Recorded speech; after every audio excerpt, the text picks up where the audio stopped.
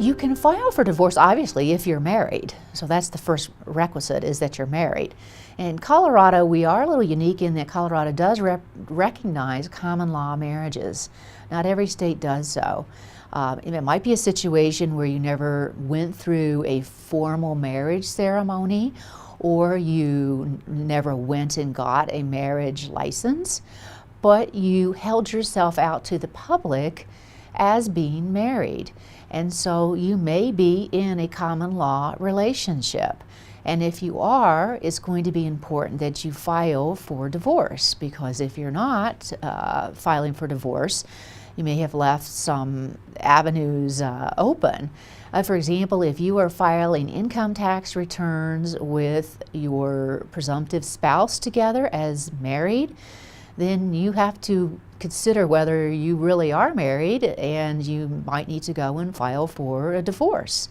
Another aspect that you have to consider is, are you domiciled here in Colorado? In other words, is Colorado your residence? Have you been a resident of Colorado for more than 91 days? That's a statutory requirement that you must meet in order to file for divorce in Colorado. Those are the major reasons. Then you have to ask yourself whether your marriage is irretrievably broken, and if that's the case, then you need to proceed to file for dissolution of marriage. You do have the option to file for legal separation.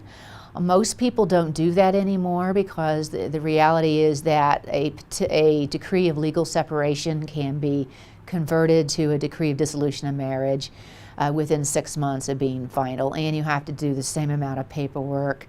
But sometimes, for religious reasons, you would rather do a petition for legal separation. It used to be that there were health insurance reasons why you might not want to be divorced. We're not seeing as many of those now. But the other reason why you would want to file for divorce here in Colorado is to define your rights.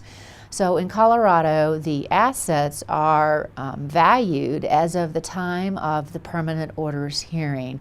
So I've seen situations where parties were separated for many years, and they've continued to work and accumulate money in a retirement account, for example, and not realizing that their assets that they've accumulated after they were separated may still be subject for division. So if you are separated from your spouse, you need to think, do I need to go ahead and get this divorce filed, because am I accumulating assets that need to be divided, and I'm still working and contributing money to retirement accounts, accumulating assets, accumulating debt, and the court's going to value my marital estate at the time of the permanent orders hearing.